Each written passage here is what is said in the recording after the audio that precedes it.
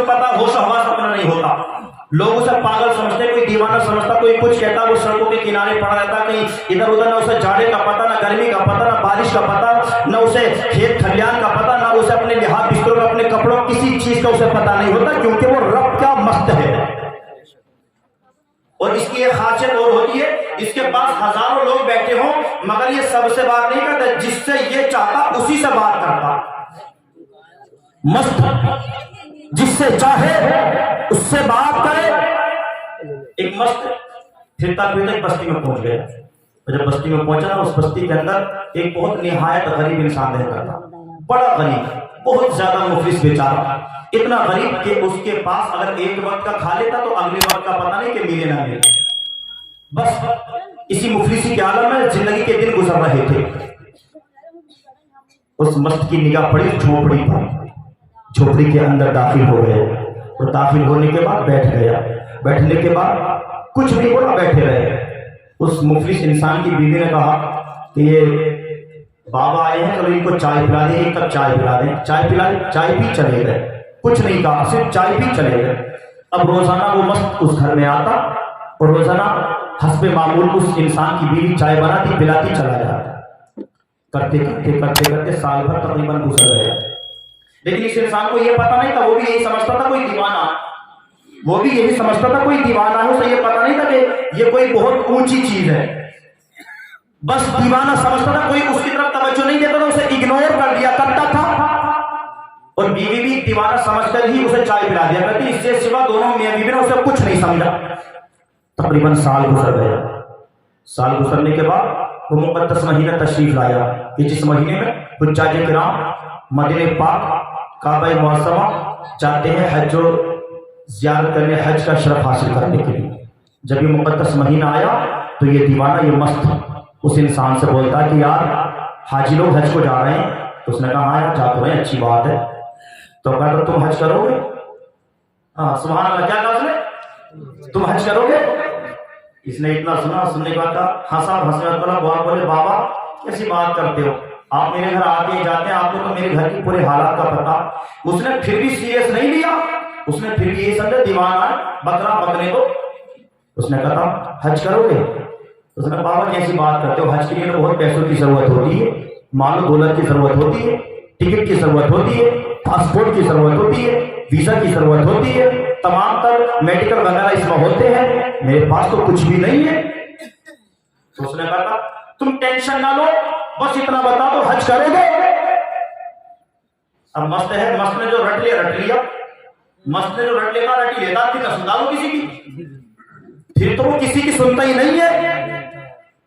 कहता नहीं टेंशन ना लो, बस हज करना है, हज को चलना है, और तुम नहीं चलोगे मैं भी चलूंगा साथ। क्या कहा? तुम नहीं चलोगे मैं भी चलूंगा साथ। उस इंसान ने बोला ये पागल तो आज जान की जेवड़ी हो गया यार, अब तक तो खाली चाय पी के चला जाएगा, आज तो यार इसने जान आफत में डाल दी।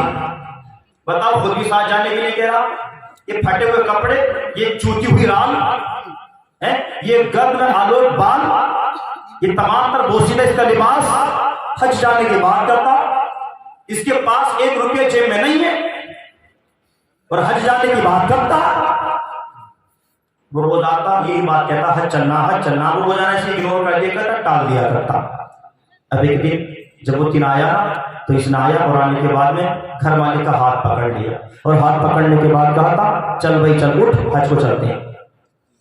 वाह क्या कहा था, हाथ पकड़ा चल भाई चलो हज को चलते हैं। अब ये हाथ छुड़ा रहा तो जिसका हाथ अल्लाह का वली पकड़ ले तो हिम्मत छुड़ा ले हाथ को। जब इसने हाथ पकड़ा इसने छुटाया, लेकिन हाथ नहीं छुटा। बीवी बोलती है कि अच्छी क्यों उल्टी सीधी मेहनत कर रहे हो, क्यों जोर लगा रहे हो, साथ चले जाओ, बस बस्ती से बाहर जंगल में कहीं ना कहीं छोड़ देंगे, वापस आ जाइए। ये कोई हज को जाने की बात है? ऐसे हाथ पकड़ लिया, कहा चल भाई चल उठ हज को चलते, हज को चलते, उठा चला आगे मस्त, पीछे ये इंसान आगे चल रहा है मस्त, पीछे ये इंसान चल रहा है।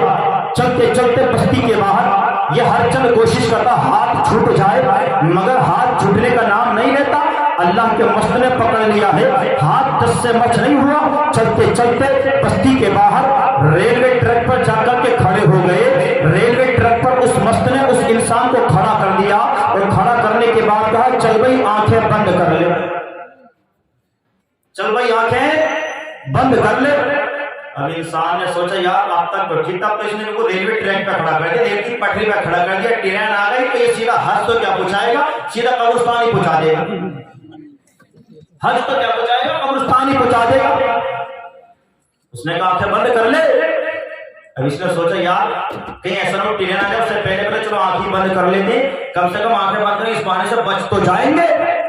اس نے آنکھوں کو بند کیا، اتنے میں ٹرین کا ہورن سنائی دیا، پسینے میں شرابور، تھر تھر کانپنے لگا، آنکھیں بند ہیں، پسینے میں شرابور ہے۔ لیکن پیارے ذرا دیکھیں تو صحیح، اللہ کے ولی کی نگاہ جس پر پڑ جاتی ہے، اللہ کا مست جس کو اپنا بنا لیتا ہے، اللہ جس کو اپنے گھر کا طواف کرنے بلا لیتا ہے، مصطفیٰ کا کرم جس پر ہو جاتا ہے، تو وہی مدینے والے آقا کبھی مست بنا کر کے اس کے پاس بھیج دیا کرتے ہیں، کبھی کسی کو دولت دے کر کے اس کے پاس خبر بھیج دیا کرتے ہیں۔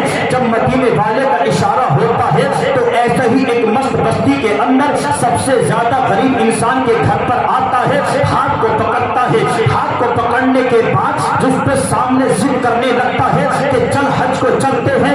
یہ حج کو لے جانے والا کوئی اپنی طرف سے نہیں آیا تھا، حج کو لے جانے والا کوئی اپنی طرف سے نہیں آیا تھا، بلکہ اس غریب انسان کی قسمت میں تھا، اس غریب انسان پر میرے مصطفیٰ کا کرم ہو چکا تھا، اللہ کا اس پر انشاء اللہ کا اس پر کرم ہو چکا تھا۔ اللہ نے اس کو اپنے مقدس خانے کعبہ کا طواف کرنے کے لیے چن لیا تھا، مصطفیٰ نے اپنے شہر بلانے کے لیے اس کو منتخب کر لیا تھا، اس لیے اس مست کو بھیج دیا تھا۔ اللہ اللہ تاریخ بتاتی ہے جب اس مست نے اس غریب انسان کو، اس مفلس انسان کو اپنے ہاتھ میں ہاتھ لینے کے بعد، ریلوے ٹریک پر کھڑا کرنے کے بعد آنکھوں کو بند کروایا تھا، اس انسان نے جب آنکھوں کو بند کیا تھا تب ریلوے ٹریک پر کھڑا تھا، آنکھوں کو بند کیا تھا، اپنی بستی میں تھا، آنکھوں کو بند کیا تھا، اپنی بستی کے ریلوے پٹری پر تھا، لیکن قسم پروردگار کی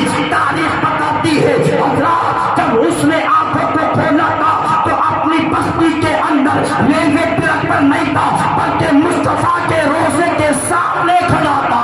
سبحان اللہ، نعرہ تکبیر، نعرہ رسالت، مسلک اعلیٰ حضرت علماء اہل سنت، نعرہ تکبیر، نعرہ رسالت۔ مصطفیٰ کے روزے کے سامنے کھڑا تھا، بس سمجھ گیا اللہ اللہ یہ تیرے راز بھی نرالے ہیں، تیرے راز بھی نرالے ہیں، ہماری سمجھ میں آئے یا نہ آئے؟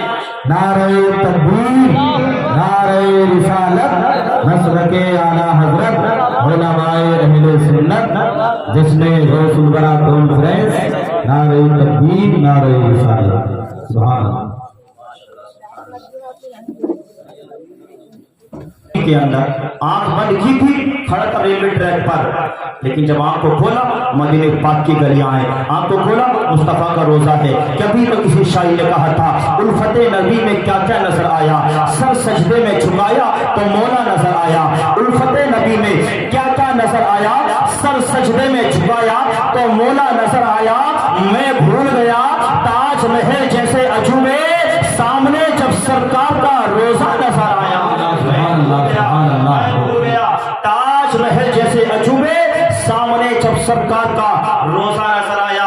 محبت کر لیں ان اللہ والوں سے، الفت کر لیں ان اللہ والوں سے، عقیدت کر لیں ان اللہ والوں سے، دامن سے وابستہ ہو جائیں ان اللہ والوں پہ، اس لیے کہ جو کام ناممکن ہوتا ہے اس کو ممکن کر دیتے ہیں یہ اللہ والے، ناممکن کو ممکن کر دیتے ہیں اللہ والے۔